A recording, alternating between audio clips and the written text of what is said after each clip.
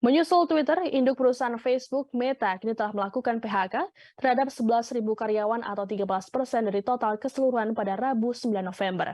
PHK massal ini dilakukan imbas dari pendapatan perusahaan yang kolaps.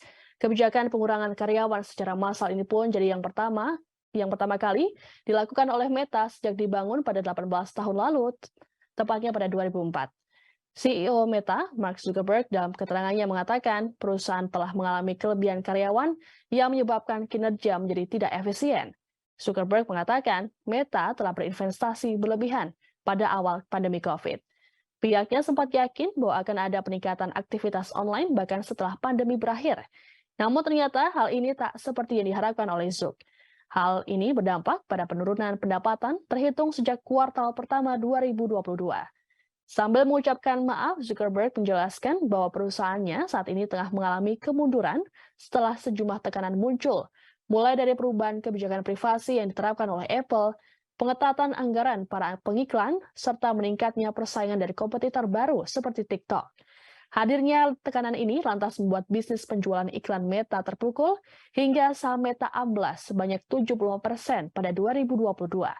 Kondisi ini kian diperparah dengan adanya pembekakan anggaran pada bisnis internet masa depan atau metaverse yang tengah dikembangkan Meta selama beberapa tahun terakhir. Diperkirakan pembengkakan ini akan terus berlanjut hingga 2023 mendatang hingga tembus mencapai 100 miliar dolar Amerika Serikat.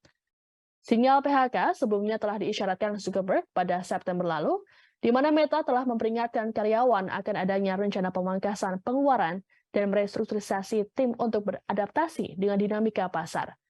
Rencananya, para karyawan yang terdampak PHK perusahaan akan mendapatkan gaji pokok selama 16 minggu ke depan, serta biaya layanan tahunan selama 2 minggu. Tidak hanya itu, Meta juga turut menanggung biaya perawatan kesehatan untuk karyawan beserta keluarga selama 6 bulan.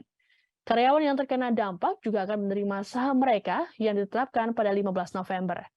Selain melakukan aksi PHK massal pada ribuan karyawan, perusahaan mengungkap bahwa pihaknya juga akan memotong pengeluaran di diskresioner dan memperpanjang pembekuan perekrutan hingga kuartal pertama 2023.